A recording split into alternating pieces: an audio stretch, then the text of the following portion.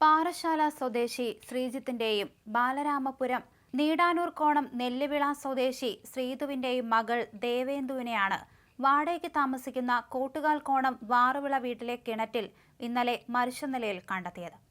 ഇതിനു പിന്നിൽ ആഭിചാരമെന്ന സംശയവും നിലനിൽക്കുന്നുണ്ട്.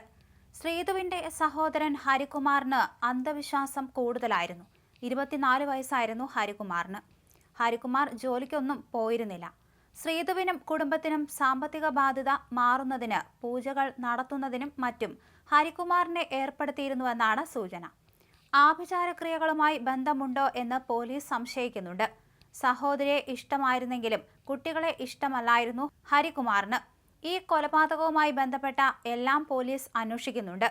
സംശയത്തിലുള്ള എല്ലാവരെയും വിശദ ചോദ്യം ചെയ്യലിന് വിധേയമാക്കും. ഹരികുമാറും ശ്രീതുവും നിഗൂഢമായ മനസ്സുള്ളവരെന്ന് പോലീസ് പറഞ്ഞതായി മാധ്യമങ്ങൾ റിപ്പോർട്ട് ചെയ്തിട്ടുണ്ട്. തൊട്ടടുത്തുള്ള മുറികളിൽ കഴിയുമ്പോഴും ഇവർ വാട്സപ്പ് വീഡിയോ കോളുകൾ വിളിച്ചു. ശ്രീതു മതപഠന ക്ലാസുകൾ എടുത്തിരുന്നു. ആലപ്പുഴയിലെ ഒരു പൂജാരിയുടെ സഹായിയായിരുന്നു ഹരികുമാർ. ഈ പൂജാരിയെ ചോദ്യം ചെയ്യുമെന്ന് പോലീസ് അറിയിച്ചു.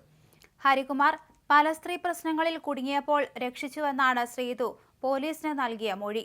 അതിനുശേഷമാണ് തന്നോട് അതിക്രമം കാണിച്ചു തുടങ്ങിയതെന്ന് ശ്രീതു പറയുന്നു. സുഹൃത്തായ കരിക്കകം സ്വദേശി 30 ലക്ഷം തട്ടിയെടുത്തുവെന്ന് ശ്രീതു പോലീസിനോട് പറഞ്ഞു. വീട് വാങ്ങാൻ കൈമാറിയ പണമാണ് തട്ടിയെടുത്തതെന്നാണ് മൊഴി. ഒരു ആത്മീയ ആചാര്യനുമായി ഹരികുമാറിന് ബന്ധമുണ്ടെന്ന് സൂചനകളുണ്ട്.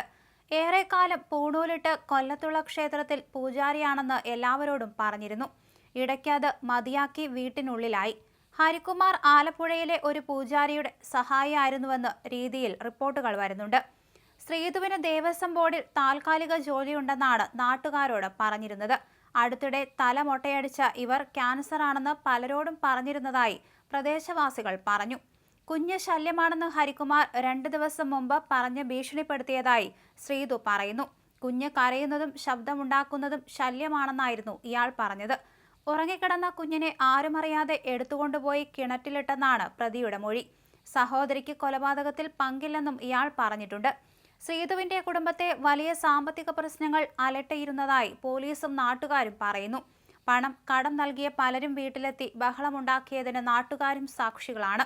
സ്വന്തം വീട് തകർന്നു തുടങ്ങിയതിനാൽ കോട്ടുകാൽ കോണത്ത് വാടക വീട്ടിലാണ് ഇവർ താമസിച്ചിരുന്നത്. വീട്ടിൽ സൂക്ഷിച്ചിരുന്ന 30 ലക്ഷം രൂപ കാണാനില്ലെന്ന പരാതിയുമായി ശ്രീതു കഴിഞ്ഞ ദിവസം രാത്രി ബാലരാമപുരം പോലീസ് സ്റ്റേഷനിൽ എത്തിയിരുന്നു. സംഭവത്തിൽ ദുരൂഹത സംശയിച്ച പോലീസ് തെളിവുകളുമായി ഹാജരാകാൻ നിർദ്ദേശിച്ചു. തുടർന്ന് തിരിച്ചെത്തിയ ഇവർ ദേവേന്ദു കൊല്ലപ്പെടുന്നതിന് തലേന്ന് പരാതി പിൻവലിച്ചു. മകൾക്ക് വീടിന് മുന്നിൽ വെച്ച് അപകടം പറ്റിയെന്നും മെഡിക്കൽ കോളേജ് ആശുപത്രിയിൽ ചികിത്സയിലാണെന്നും പറഞ്ഞ് ശ്രീതു ചിലരിൽ നിന്ന് പണപ്പിരിവ് നടത്തിയെന്നും ആരോപിക്കുന്നു. ഇതിനൊപ്പം മൊട്ടയടിച്ചത് ക്യാൻസർ എന്ന വ്യാജേനെ പണപ്പിരിവിനാണെന്ന് സൂചനകളുണ്ട്.